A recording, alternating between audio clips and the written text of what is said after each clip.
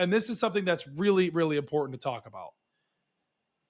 I don't think there's really going to be, I was watching ESPN and I agreed with this. And I don't watch a lot of ESPN or a lot of other guys' takes because I like to give my own because it kind of takes away, like if I listen to somebody else, but this makes sense. And I think a lot of people will agree with me and maybe they don't. That's why why we have opinions on the internet.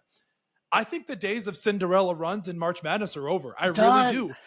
I think they're done because if you want to flip it to a second for football, the lower teams aren't going to be able to compete with the big dogs. And now you're seeing it in college basketball. Like, of course, I know McNeese beat Clemson. There were 12 versus 5. Okay, fine. But the Cinderella run of like a Loyola Chicago, a St. Peter's, an NC State. I mean, obviously, I know last year with DJ Burns, they had that exceptional run. I think those days are over because these players are getting paid so much money. It's like back then, it's like, hell yeah, I want to go to Duke. Hell yeah, I want to go to Kentucky. Hell yeah, I want to go to North Carolina. Or yeah, I want to go to Michigan State. The blue blood teams. And now these players can go to these blue blood type teams and they can get paid money. Yeah. Cooper Flag can go to Duke and he can solidify his family for years to come off a Gatorade deal.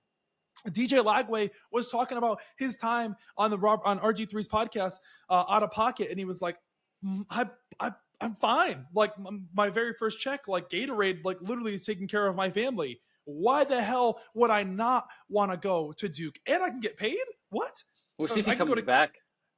No, there's no way he comes back. There's no way Cooper Flag comes back. Absolutely not. He is first pick overall. They're talking about legacy at Duke.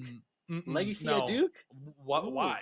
When you could go make an absolute bag of a fat bag Aren't of money. Aren't the Wizards right now? The one with the top pick? Yeah, but there's always a lottery. But sticking here, though. But listen, you can take it either way.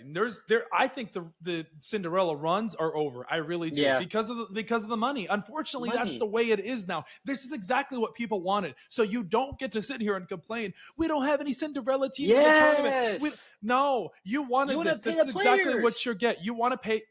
You pay the price. This is what you get. You don't get to run your mouth. The same thing with NCAA with Ryan Day. Oh, they're going to take Jeremiah Smith from Ohio State. Listen, Ryan Day, this is exactly what you wanted. You want your players to get paid. You want notoriety. This is what you get. So now sitting here for college basketball, I think it's good for the sport because it really gets to show and it makes it more it's fun to watch the Cinderella team, go all, but like, is that going to bring in ratings?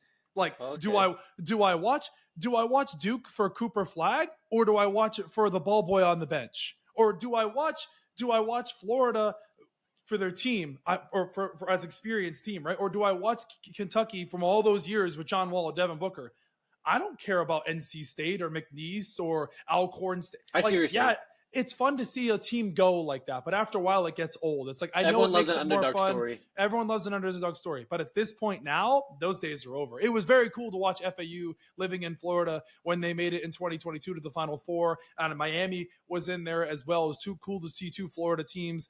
But the reality of it is that's over, because those schools won't be able to afford these players. And I'll tell you something, these D3 guys that are at these schools, whatever, it's a Bryant or it's a lower school, I don't know if Bryant's D1, but anyways, my point is like a lower type school like that isn't on the totem pole.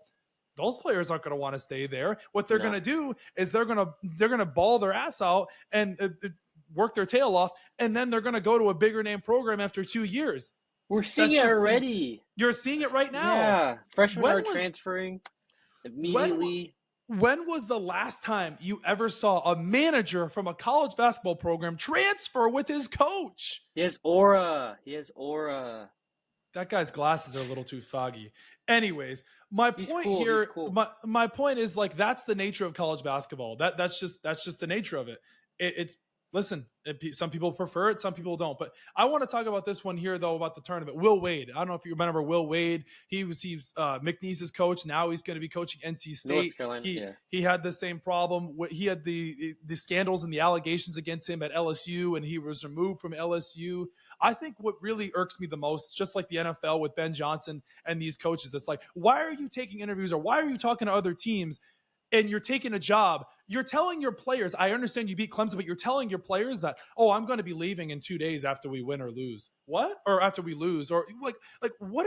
How is this allowed? There has to be a time and a place where they allow this. It's like, it's ruining the sport. Like, same thing with football. It's like we shouldn't be telling our players that we're taking a job 2 days afterwards. It's like it defeats the purpose. You're distracting the team.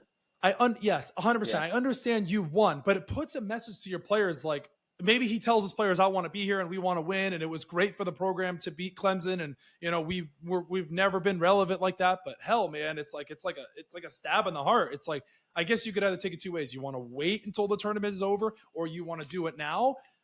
I would probably rather wait because then, then the message is clear. It's like, okay, we're focused on what is going on inside this locker room. Just like what they do in the NFL. It's like during the playoffs, like they shouldn't be allowed to interview. No. It's like, no, it takes the focus away. And you could say, well, it doesn't. It does with winning and losing. No, it takes away.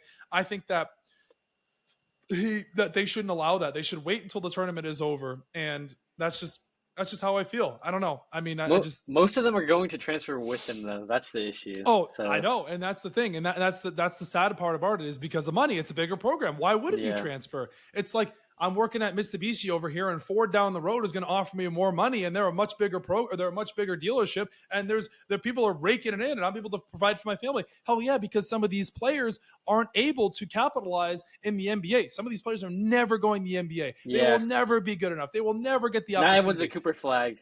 Yeah. So I gotta get the opportunity, or I gotta cash in while I can. I've got to get the Popeyes deal. I gotta get the Zaxby's or the McDonald's or the Gatorade, whatever I can get while I'm going to be in this college basketball time frame. I've got to be a star for however long I be, because probably in a few years I'm probably going to be selling insurance or it's selling whatever or working a normal job. That was my biggest issue with the NIL deal. I feel as if you have to cap schools so every school has a shot at least. I agree.